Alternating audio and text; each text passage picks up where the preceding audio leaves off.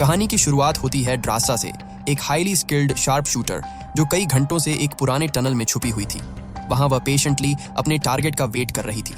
ड्रासा को एक government officer को एलिमिनेट करने का काम दिया गया था जो नजदीकी हवाई अड्डे पर था।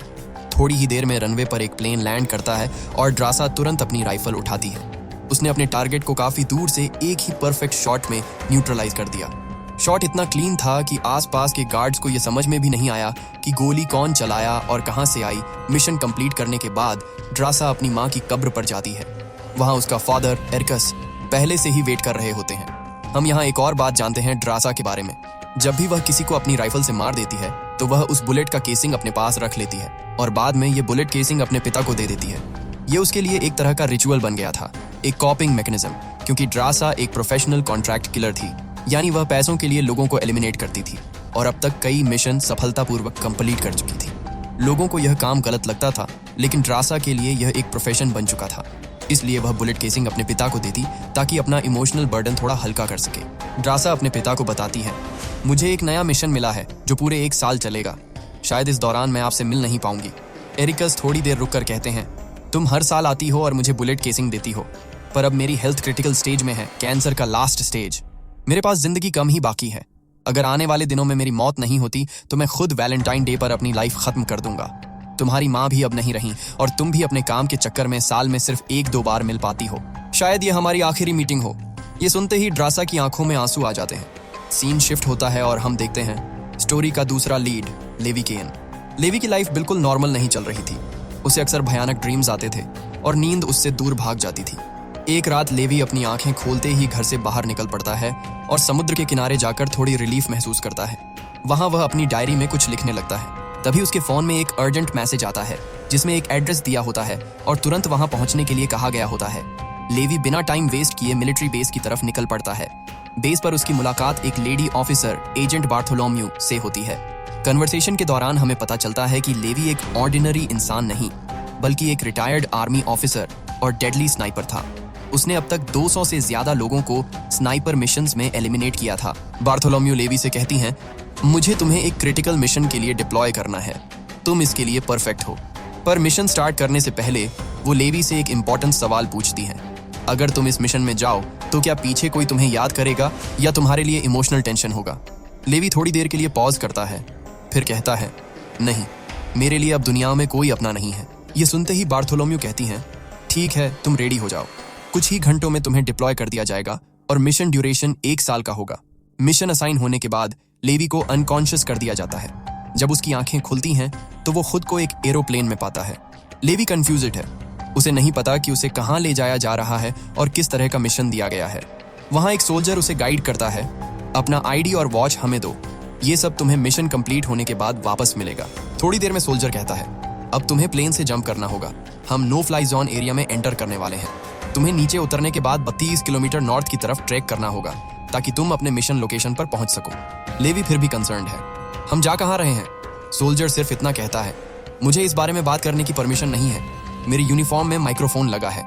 अगर मैंने तुम्हें बता दिया तो मुझे निकाल दिया जा सकता है या मार भी दिया जा सकता है। ये सुनकर लेवी का हार्ट रेस करने लगता है। थोड़ी देर में उसे पैराशूट दिया जाता है और प्लेन का डोर ओपन होते ही लेवी जंप कर जाता है। लेवी सेफली लैंड करता है, लेकिन असली चैलेंज अब शुरू होने वाला था। 32 किलोमीटर की दूरी को कवर करना इजी नहीं था। लेवी को 2 दिन लग जाते हैं सिर्फ ये डिस्टेंस कवर करने में। 2 दिन के स्ट्रेन्यूअस हाइक के बाद फाइनली वो उस रिमोट एरिया पर पहुंचता है जहां इंसानों का तो सवाल ही नहीं, परिंदों की भी कोई आवाज नहीं सुनाई देती। नेचर का साइलेंस और डेजर्टेड वाइब्स लेवी को थोड़ा अनईजी कर देते हैं। तभी उसकी मुलाकात होती है जेडी से, एक एक्सपीरियंस्ड सोल्जर जो पिछले साल यहाँ ड्यूटी पर था। जेडी अपनी असाइनमेंट कंप्लीट करके वापस जा रहा है और अब लेवी को ये पोस्ट हैंडल करना होगा। जेडी लेवी को एक वॉच टावर तक ले जाता है। टावर के टॉप पर पहुंचकर लेवी को अब भी समझ नहीं आता कि यहाँ का असली काम क्या है। जब वो जेडी से पूछता है, जेडी एक्सप्लेन करता है, ये एरिया एक डीप गॉर्ज के लिए फेमस है जिसे हम गॉड कहते हैं। बहुत मिस्टीरियस और डेंजरस है और इसके बॉटम तक अब तक कोई नहीं गया। तुम्हारा काम सिंपल है, सिर्फ इस गॉर्ज को सिक्योर करना। फिर जेडी लेवी को एरिया के स्ट्रिक्ट रूल्स समझाता है। हर मंथ एक ही रेडियो चेक इन अलाउड है और अदरवाइज दुनिया से कॉन्टैक्ट कंप्लीटली रिस्ट्रिक्टेड है। जेडी बताता है कि लेवी का टावर वेस्ट टावर है और डायरेक्टली अपोजिट ईस्ट टावर है जहां रशियन सोल्जर ड्यूटी पर है, लेकिन दोनों टावर्स के बीच कोई इंटरेक्शन अलाउड नहीं है। लेवी सिर्फ अपनी ड्यूटी पर फोकस करे। हर वक्त रेडी रहो, जेडी कहता है। किसी भी वक्त अटैक हो सकता है। एरिया में ऑटोमेटिक गन्स लगे हैं और नीचे लैंड माइंस भी। गन्स का एमओ चेक करते रहना, क्योंकि अटैक के वक्त ये लाइफ सेवर्स होंगे। और हाँ, अगर कभी सायरन बजती है तो बिना सोचे समझे एरिया छोड़ दो। ये स्ट्रेंज इंस्ट्रक्शंस मुझे प्रीवियस सोल्जर ने बताए थे। मुझे भी एग्जैक्ट रीजन नहीं पता। लेवी सब कुछ ध्यान से सुनता है, पर एक ही सवाल उसके दिमाग में रहता है, आखिर यहाँ इतनी सिक्योरिटी क्यों? जेडी फिर एक ग्रेनेड निकालता है और गॉर्ड्स में फेंकता है। जैसे ही ग्रेनेड एक्सप्लोड होता है, एक स्ट्रेंज और हॉरिफाइंग साउंड गूंजती है। बिल्कुल ह्यूमन की नहीं, कोई अननोन क्रीचर की आवाज। जेडी बताता है, ये क्रीचर्स होलोमैन हैं। ये यहीं रहते हैं और तुम्हारा काम है एंश्योर करना कि कोई भी इनमें से बाहर ना निकले। जेडी और लेवी बैठकर हिस्ट्री डिस्कस करते हैं। जेडी एक्सप्लेन करता है कि 1940s में 2400 यूएस आर्मी सोल्जर्स को इस गॉर्ड्स में भेजा गया था क्रीचर्स एलिमिनेट करने के लिए, लेकिन कोई भी वापस नहीं आया। अब जेडी के लिए मिशन कंप्लीट हो गया और वो घर जा रहा है। जेडी कैविएट देता है, 1 साल टफ होगा पर तुम मैनेज कर लोगे। फिर फेयरवेल लेकर वो वापस जाने के लिए निकल जाता है। उसने कुछ दूरी पर जाकर फ्लेयर छोड़ दिया। फ्लेयर का धुआं देखकर एक हेलीकॉप्टर वहां आया। हेलीकॉप्टर के रोप्स से क्लाइंब करते हुए जेडी ऊपर जाता है। ऊपर एक सोल्जर ने जेडी से आइडेंटिटी दिखाने को कहा। जेडी ने बताया तो उस सोल्जर ने शूट करके उसे नीचे गिरा दिया। अब साफ हो गया था कि जो भी यहाँ आता है वापस नहीं जाता। साल खत्म होते ही ये लोग उन्हें मार देते हैं। पर क्यों? अगले दिन लेवी अपनी रूटीन स्टार्ट करता है। पहले ऑटोमेटिक गन्स का एमो रिफिल करता है, फेंसेस और टुरेट्स चेक करता है। एक दिन गुजर जाता है और फिर इसी तरह महीना भी बीत जाता है। अब लेवी को लोनलीनेस फील होने लगा था। किसी से कोई कॉन्वर्सेशन नहीं, एंटरटेनमेंट नहीं। फिर टाइम पास के लिए उसने अलमीरा में रखी बुक्स पढ़ना शुरू किया। एक दिन उसकी नजर अलमीरा के पीछे की वॉल पर पड़ी, जिस पर नोट्स लिखे हुए हैं पिछले सोल्जर्स के एक्सपीरियंसेस के बारे में, उनकी फियर्स और होलोमैन के इंसिडेंट्स का जिक्र है। एक दिन लेवी वेस्ट टावर में मशीन की साउंड सुनता है। वो टेलीस्कोप से देखता है और एक लड़की नजर आती है, द्रासा, जो उस टावर पर ड्यूटी पर है। द्रासा की ब्यूटी देखते ही लेवी का अटेंशन फिक्स हो जाता है, लेकिन वो रूल्स की वजह से डायरेक्टली कम्युनिकेट नहीं कर सकता। द्रासा भी उसकी प्रेजेंस को नोटिस कर लेती है। दिन बीतते हैं और दोनों कंफ्यूज हैं, बात करें या नहीं। फिर द्रासा का बर्थडे आता है। अकेला फील करते हुए द्रासा डिसाइड करती है कि लेवी से कनेक्ट करेगी। एक व्हाइट बोर्ड यूज करके वो लेवी से पूछती है, तुम्हारा नाम क्या है? लेवी रूल्स याद करता है और हेसिटेट करता है, लेकिन द्रासा स्माइल करते हुए अपना नाम बताती है, मेरा नाम द्रासा है। लेवी भी नाम रिवील करता है और द्रासा बताती है कि आज उसका बर्थडे है। सेलिब्रेशन के मूड में द्रासा डांस शुरू कर देती है। द्रासा लेवी से पूछती है, तुम डांस कर सकते हो? लेवी कहता है, नहीं, बिल्कुल नहीं। द्रासा फिर कहती है, तो फिर क्या कर सकते हो? लेवी बोर्ड पर लिखता है, शूटिंग थोड़ी बहुत अच्छी है। द्रासा उसकी शूटिंग स्किल्स टेस्ट करने के लिए एक बॉटल टॉवर में सेट करती है। लेवी एक ही परफेक्ट शॉट में बॉटल तोड़ देता है। द्रासा इम्प्रेस हो जाती है। ये स्मॉल प्लेफुल इंटरेक्शन उनके बीच बॉन्डिंग शुरू कर देता है और दोनों ग्रेजुअली एक दूसरे के साथ कंफर्टेबल फील करते हैं। अब यहाँ द्रासा भी पीछे रहने वाली नहीं थी। उसने भी अपनी शूटिंग स्किल्स का दम दिखाया। लेवी के टॉवर में रखी एक छोटी सी ग्लास बॉटल को उसने एकदम परफेक्ट एम से उड़ा दिया। ये देखकर लेवी समझ गया कि द्रासा कोई नॉर्मल लड़की नहीं, बल्कि एक डेडली स्नाइपर है। धीरे धीरे दोनों के बीच बातें बढ़ने लगीं। थोड़ा थोड़ा करके लेवी और द्रासा एक दूसरे को समझने लगे थे, लेकिन जैसे ही वो दोनों अपनी बातों में बिजी थे, द्रासा की नजर अचानक नीचे गॉर्ड्स की तरफ गई। उसने देखा नीचे से कुछ हॉरिफाइंग क्रीचर्स, होलोमैन, बहुत तेजी से वेस्ट टावर की तरफ चढ़ रहे थे। वो तुरंत लेवी को अलर्ट करती है, नीचे देखो, तुम्हारी तरफ कुछ क्रीचर्स आ रहे हैं। लेवी जैसे ही नीचे देखता है, उसकी आंखें शॉक में फैल जाती हैं। वहां सिर्फ एक दो नहीं, बल्कि हजारों क्रीचर्स उनकी तरफ चढ़ रहे होते हैं। लेवी ने बिना 1 सेकंड वेस्ट किए अपनी स्नाइपर राइफल उठाई और एक एक करके उन मॉन्स्टर्स को शूट करना शुरू कर दिया। लेकिन क्रीचर्स की तादाद इतनी ज्यादा थी कि लेवी उन्हें अकेला संभाल नहीं पा रहा था। द्रासा भी तुरंत अपनी मशीन गन ले आई और गोलियां बरसाने लगी। अब वेस्ट टावर की तरफ भी होलोमैन चढ़ने लग गए थे। दोनों अपनी अपनी साइड से उन्हें मार रहे थे। जब उन्हें लगा कि डेंजर खत्म हो गया, तभी एक डरावना मॉन्स्टर द्रासा के बालकनी पर चढ़कर आ गया। द्रासा ने तुरंत अपना गन उठाया, उस पर गोलियां चलाई और फिर जोर से किक मारी। मॉन्स्टर नीचे गिर गया, लेकिन अगले ही पल और मॉन्स्टर्स द्रासा के गॉर्ड्स वाली साइड पर चढ़ने लगे। दोनों सोल्जर्स वापस एक्शन में आ गए, एक साथ मिलकर उन्हें रोकने लगे। फिर एक क्रीचर ने माइंड ट्रिगर कर दिया। ब्लास्ट से लोहे के टुकड़े उड़ने लगे और एक शार्प पीस द्रासा के शोल्डर में घुस गया। दर्द के बावजूद वो हिम्मत से लड़ती रही। अचानक क्रीचर्स ने दोनों साइड से अटैक कर दिया। द्रासा और लेवी ने तुरंत अपनी मशीन गन्स चलाई और एक डेडली बैरियर क्रिएट कर दिया, जिसने ज्यादातर क्रीचर्स को मार दिया। सुबह होने तक द्रासा अपने जख्मों का ख्याल रख रही थी। वो मुस्कुराई और लेवी से बोली, ये मेरी लाइफ का बेस्ट बर्थडे था। उस मोमेंट के बाद लेवी और द्रासा को समझ आ गया कि अगर इस डेंजरस जगह पर जिंदा रहना है तो उन्हें मिलकर ही लड़ना होगा। अगली सुबह लेवी नीचे लगी लैंडमाइंस को रिपेयर कर रहा था और ऑटोमेटिक गन्स को रीलोड कर रहा था। तभी अचानक गॉर्ज के अंदर से एक ड्रोन बाहर निकला। ड्रोन कुछ सेकंड तक लेवी की तरफ घूरता रहा। उसने एक अजीब तरीके से लेवी को स्कैन किया। ये देखकर लेवी कंफ्यूज हो गया और समझ नहीं पाया कि ये ड्रोन किसके लिए भेजा गया था और इसका पर्पस क्या था। दिन गुजरते गए, फिर महीने। अब लेवी और द्रासा की दोस्ती बढ़ चुकी थी। दोनों के दिन अब इजीली गुजरने लगे थे। वो दोनों अब अकेलापन बिल्कुल फील नहीं करते थे। दिसंबर में लेवी ने जंगल के एक पेड़ के आसपास बहुत सारी लाइट्स लगा दी। उसने उस पेड़ को एक टेम्पररी क्रिसमस ट्री बना दिया, जिसमें एक साइन भी लगाया था द्रासा के नाम का। उस पल से उनके बीच का बांड और मजबूत होने लगा। दोनों एक साथ एक्टिविटीज करने लगे, जैसे स्नोमैन बनाना, शतरंज खेलना और बर्तनों पर ड्रम बजाना। फरवरी में लेवी ने द्रासा को एक फैमिली फोटो के सामने रोते हुए देखा। परेशान होकर उसने पूछा कि उसने अपना पेट्रोल क्यों मिस किया, तो द्रासा ने कहा कि उसके लिए आज बहुत इमोशनल दिन रहा, क्योंकि आज 14 फरवरी था। उस दिन उसे अपने फादर की बात याद आई। उसके फादर ने कहा था, अगर मैं कैंसर की वजह से कुछ दिनों में नहीं मरा तो मैं 14 फरवरी को खुद को मार दूंगा। ये याद आते ही द्रासा अंदर से टूट गई। उसने बोर्ड पर लिखकर लेवी को बताया, आज मैं खुद को बहुत अकेला फील कर रही हूँ, काश आज मेरे पास कोई होता। लेवी भी पहले दिन से ही द्रासा से मिलने का सोच रहा था और आज वो खुद को रोक नहीं पाया। उसने द्रासा के पास जाने का प्लान बना लिया। उसने एक रॉकेट लॉन्चर का जुगाड़ करके एक मजबूत रोप ईस्ट टावर की तरफ शूट कर दी। द्रासा टावर के बाहर आई और उस रोप को एक ट्री के साथ टाइट बांध दिया, ताकि लेवी उस रोप के सहारे लटक कर ईस्ट टावर तक आ सके। लेवी ने बिना देरी किए रोप पकड़ी और धीरे धीरे द्रासा के टावर की तरफ बढ़ने लगा। लेकिन रास्ते के बीच में लेवी अटक गया, क्योंकि आगे रोप का स्लोप खत्म हो चुका था। अब उसे सिर्फ अपने हाथों की मदद से क्लाइंब करना पड़ रहा था। करीब आधा घंटा वो सिर्फ हाथों से स्ट्रगल करता रहा और फाइनली द्रासा के टावर तक पहुंच गया। द्रासा उसे देखते ही स्माइल करती है और थोड़ा मजाक में बोलती है, तुमसे बहुत ही गंदी पसीने की स्मेल आ रही है, पहले शॉवर ले लो फिर मुझसे मिलना। ये सुनकर लेवी बस मुस्कुरा देता है, बिना कुछ बोले सिर हिला देता है। द्रासा यहाँ थोड़ा नॉटी हो जाती है। जैसे ही लेवी शॉवर में जाता है, वो उसके कपड़े दूर ले जाकर छुपा देती है और सीसीटीवी कैमरा के थ्रू उसे देख रही होती है। शॉवर के बाद दोनों एक साथ बैठ जाते हैं और लंबी बातें करते हैं। द्रासा अपनी पूरी लाइफ स्टोरी शेयर करती है, कैसे अब इस दुनिया में उसका कोई भी अपना नहीं बचा।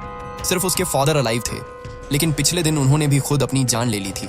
लेवी भी उससे अपनी कहानी शेयर करता है, रात को आने वाले खौफनाक नाइटमेयर्स और वो दर्दनाक दिन जब वो यूएस आर्मी में था। बातों बातों में रात हो जाती है। द्रासा एक सॉफ्ट म्यूजिक चला देती है।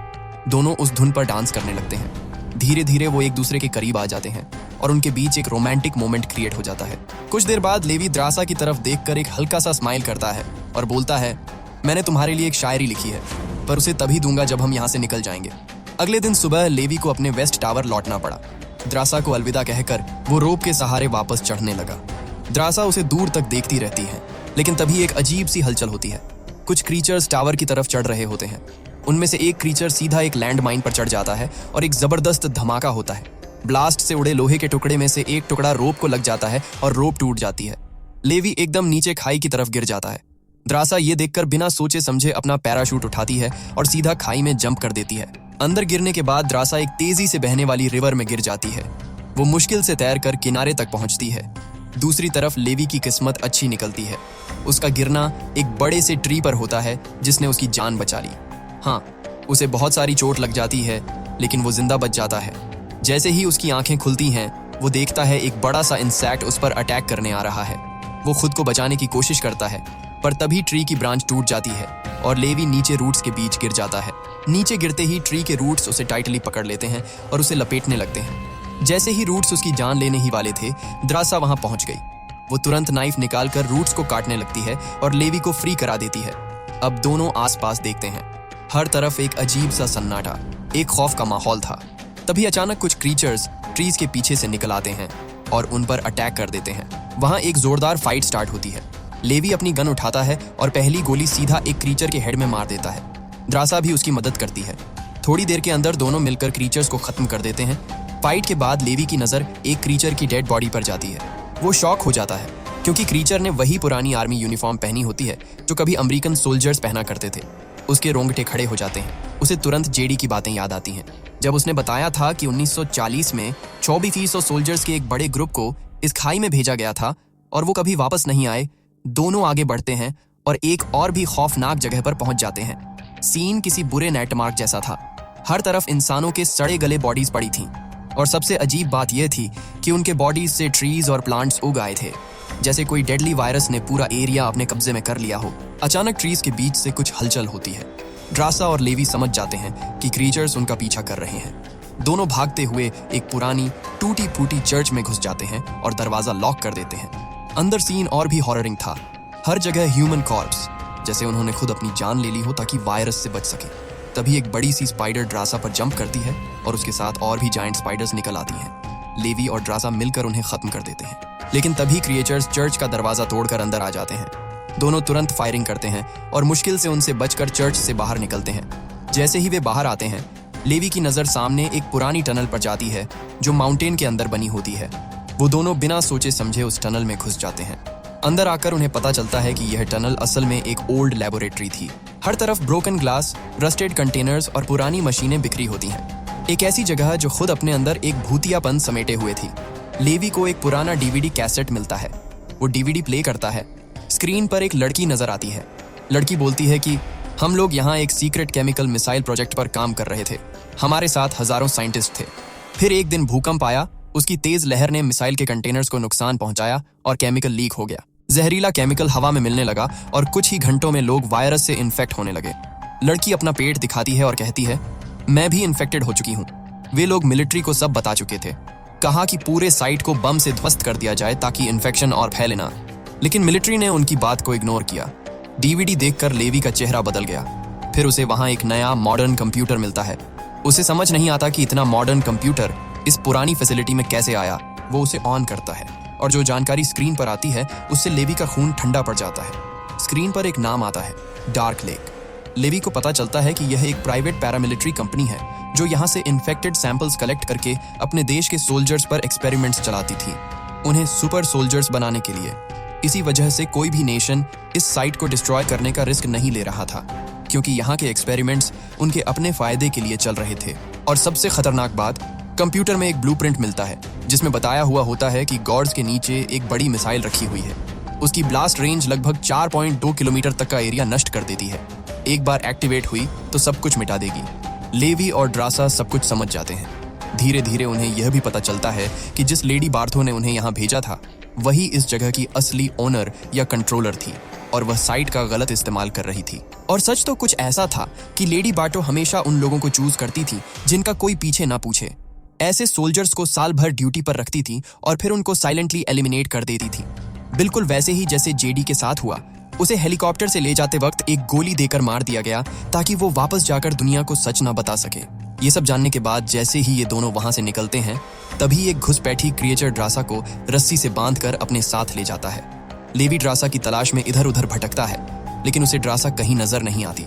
फिर लेवी एक ऐसी जगह पहुंचता है जहां एक बड़ी मिसाइल रखी हुई होती है, वही मिसाइल जिसके बारे में डार्क लेक कंपनी के कंप्यूटर से उसे जानकारी मिली थी। लेवी को सब कुछ साफ समझ आ चुका था। असल में वॉच टावर में पहले रहे लोग जब कहते थे कि अगर सायरन की आवाज सुनाई दे तो जितनी जल्दी हो सके यहाँ से भाग जाना चाहिए, वो दरअसल इसी मिसाइल की बात कर रहे थे। दूसरी तरफ ड्रासा अब उस क्रिएचर के कब्जे में होती है। ड्रासा खुद को छुड़ाने की कोशिश करती है और जैसे तैसे करके वह खुद को छुड़ा लेती है। आजाद होते ही ड्रासा और क्रिएचर के बीच फाइट छिड़ जाती है। लेवी भी ड्रासा को ढूंढते ढूंढते वहां पहुंचता है और वह भी फौरन क्रिएचर पर अटैक कर देता है। दोनों मिलकर उसे आग लगाकर जला देते हैं और अब बारी आती है इन लोगों की यहाँ से निकलने की। मगर आगे का रास्ता और भी ज्यादा मुश्किल होता है। जैसे ही लेवी और ड्रासा आगे बढ़ते हैं, सामने एक खतरनाक एरिया आता है जहां से निकलना एक बहुत बड़ा चैलेंज होता है। यहाँ इंसान और पौधे पूरी तरह से जुड़ गए हैं, जैसे कोई खतरनाक एक्सपेरिमेंट का नतीजा हो। खैर, ये लोग हर कदम संभाल कर रखते हुए आगे बढ़ते हैं कि तभी ड्रासा का पैर फिसल जाता है, जिससे वह पौधे एक्टिव हो गया। वो ड्रासा को बांध लेते हैं, लेकिन यहाँ लेवी हिम्मत दिखाकर आगे बढ़ा और अपनी पूरी ताकत से ड्रासा को छुड़ा लिया। वह बम का इस्तेमाल करके वहां के पूरे प्लांट सिस्टम को उड़ा देता है। लेवी ड्रासा को लेकर वहां से बाहर निकल आया।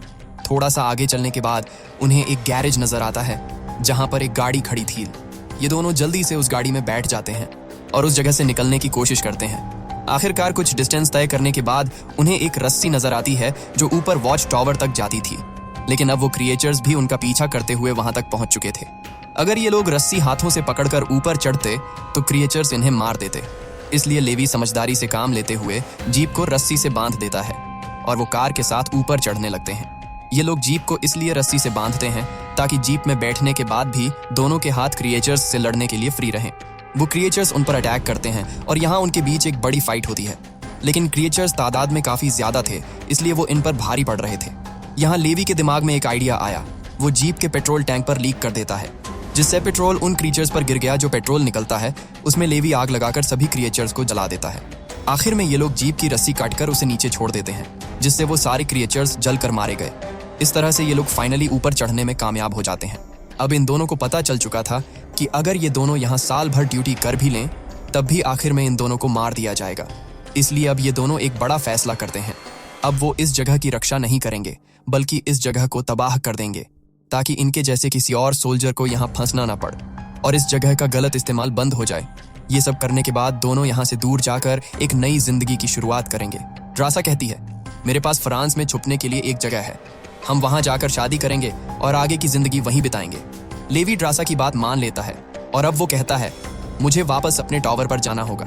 मैं वहाँ जाकर टावर में एक बम फिट करूंगा और साथ ही इस मिसाइल को भी एक्टिव कर दूंगा, जिससे ये पूरी जगह तबाह हो जाएगी।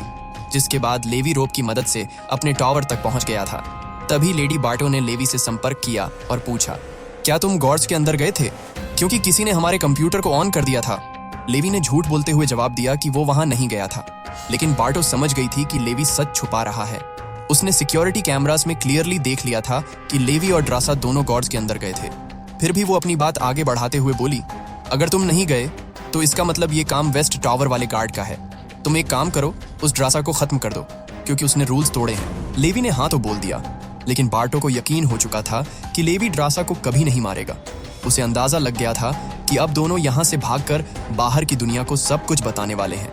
इसी वजह से वो खुद हेलीकॉप्टर लेकर वहां पहुंचने लगी। लेकिन बार्टो के आने से पहले ही लेवी और ड्रासा ने अपनी पूरी तैयारी कर ली थी। लेवी अपने टावर से काफी दूर गया और अपनी लाइफ का सबसे लंबा शॉट लिया। गोली सीधे टावर पर लगी, जो मिसाइल से कनेक्टेड था, और तुरंत एक लाउड सायरन बजने लगा। अब उनके पास वक्त बहुत कम था। दोनों अपनी जान बचाकर जंगल की तरफ दौड़ने लगे, क्योंकि मिसाइल ब्लास्ट होते ही पूरा 4.2 किलोमीटर एरिया तबाह होने वाला था। ड्रासा पूरी स्पीड में भागकर दूर निकल गई, लेकिन लेवी के पैर में चोट लग चुकी थी, जिससे वो तेजी से नहीं भाग पा रहा था। दूसरी तरफ बार्टो को भी यह एहसास हो गया था कि मिसाइल कभी भी फट सकती है, और फिर वही होता है। मिसाइल एक्टिवेट हो जाता है और एक जबरदस्त धमाका होता है। पूरी खाई तबाह होने लगती है। ब्लास्ट इतना भयानक था कि उसके शॉक वेव्स और आग की लपटें दूर तक फैल गईं। उसके चलते बार्टो का हेलीकॉप्टर भी उस धमाके की चपेट में आ गया और वहीं क्रैश हो गया। ड्रासा ने तो लगभग 4.2 किलोमीटर का फासला निकाल लिया था, लेकिन लेवी ब्लास्ट की लपटों में आ गया। एक्सप्लोजन से आई जबरदस्त हवा उसे क्लिफ से गिराकर सीधे पानी में ले गई। दूसरी तरफ खाई के अंदर जितने भी क्रिएचर्स थे, सब उस धमाके में खत्म हो गए। अब सिर्फ ड्रासा ही जिंदा बची थी। वो एक ऊंची जगह पर खड़ी होकर लेवी का इंतजार करती रही। रात तक वो उसी जगह वेट करती रही, लेकिन लेवी का कोई पता नहीं था। उसने समझ लिया कि लेवी अब जिंदा नहीं है। स्टोरी यहाँ से कुछ महीने आगे शिफ्ट होती है, जहाँ ड्रासा लेवी का लिखा हुआ लेटर पढ़ती है। हर एक लफ्ज में उसे लेवी की यादें महसूस हो रही थीं। आंखों में आंसू भर आए, लेकिन फिर भी वो अपने दिल को संभालने की कोशिश कर रही थी। आखिरकार ड्रासा ने डिसाइड कर लिया, अब जिंदगी को आगे बढ़ाना ही होगा। वो फ्रांस चली गई और एक छोटे से रेस्टोरेंट में वेट्रेस का काम करने लगी। एक शाम जब वो कस्टमर्स को सर्व कर रही थी, उसकी नजर एक टेबल पर जा रुकती है। उसने देखा एक आदमी शांत से बैठे उसकी तरफ देख रहा था, और वो कोई और नहीं बल्कि लेवी था। वो बिल्कुल जिंदा था। लेवी को देखते ही ड्रासा की आंखें खुली की खुली रह गईं। वो खुशी के मारे दौड़कर उसे गले लगा लेती है, और ये मूवी यहीं खत्म हो जाती है।